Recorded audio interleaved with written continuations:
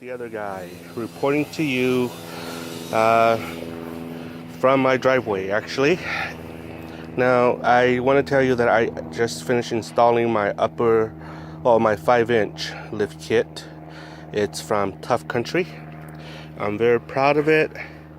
I'm happy that it's installed and it's actually giving me more lift than my original height. The reason why I'm making this video to show you is hopefully to show you that I made a mistake in my judgment, and that hopefully you won't follow my mistake. Actually, that's the reason why I'm making this video.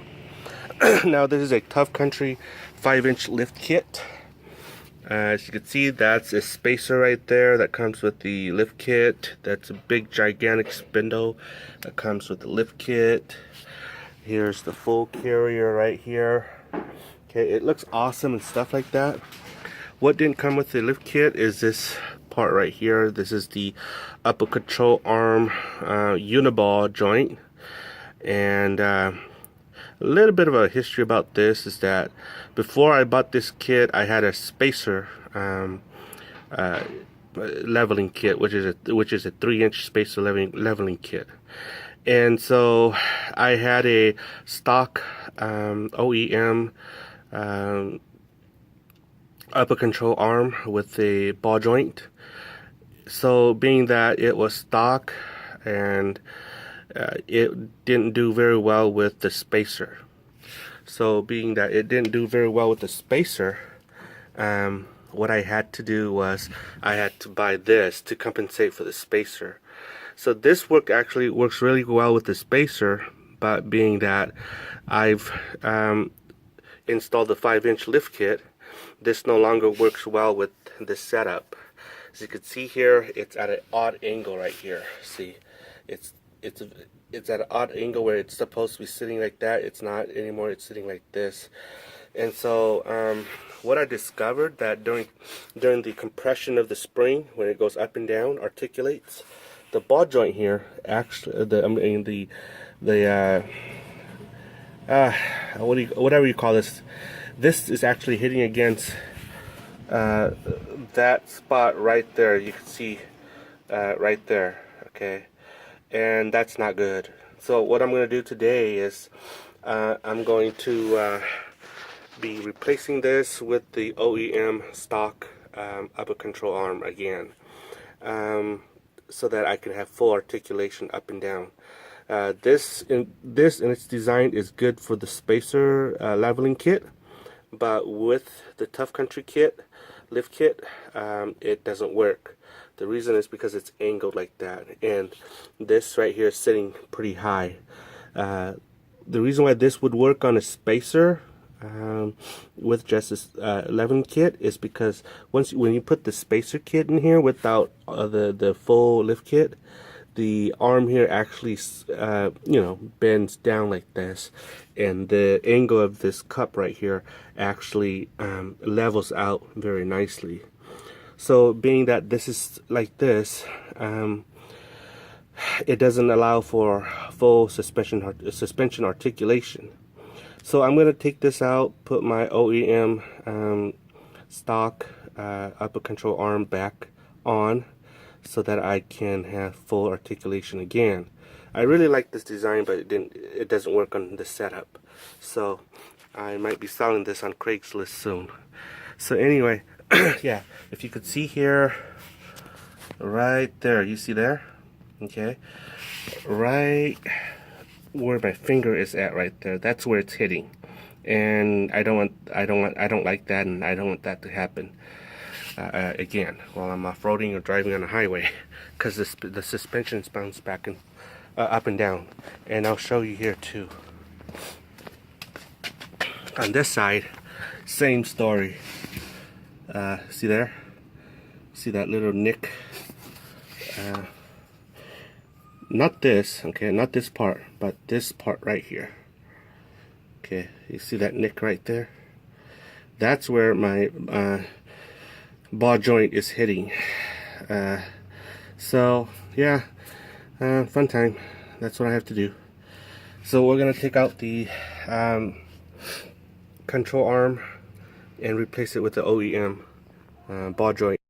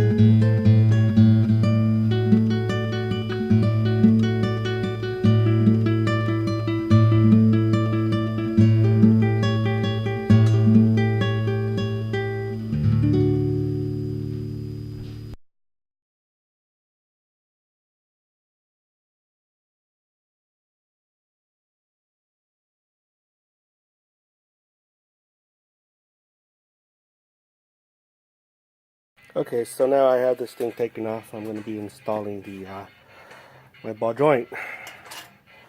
This is the ball joint that originally came with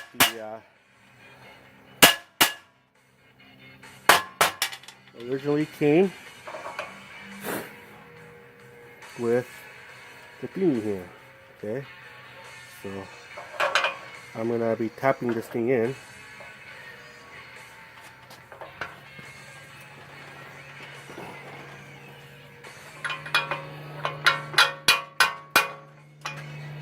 See, I'm gently tapping this thing in, and it's going in very well.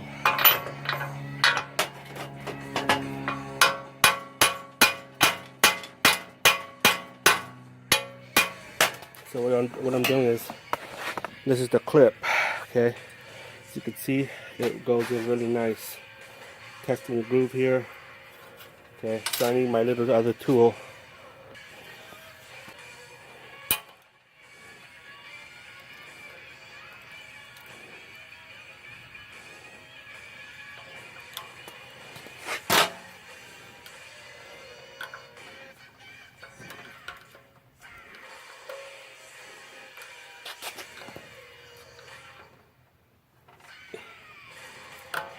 Press this thing in.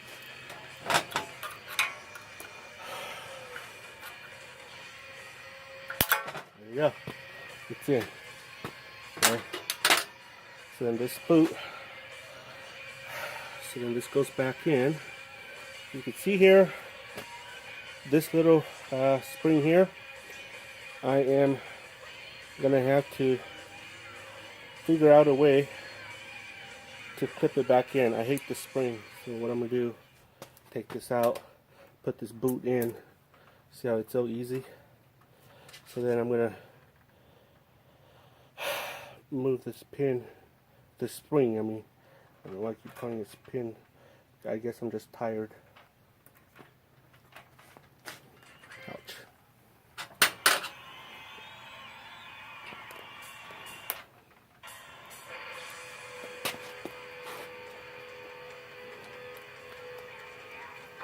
Okay. Okay. See, it's going in. There you go. Good as new.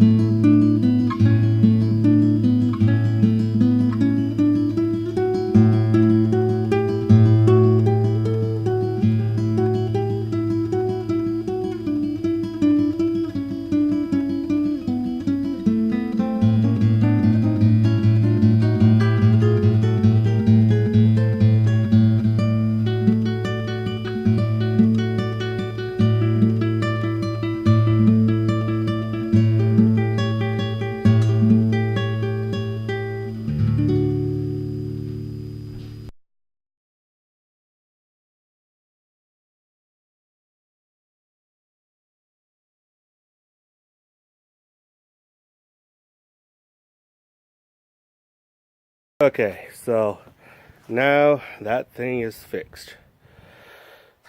That's the original upper arm, upper control arm, and this is the aftermarket upper control arm. So I am going to be putting this away, retiring until I decide to put a coil over shock, probably a Bilstein, and then raise that up to about 3-inch. And if it needs to be raised, if it needs an upper control arm, I have this on the ready. But for now, as it stands, that's the best way of keeping it so that it'll articulate.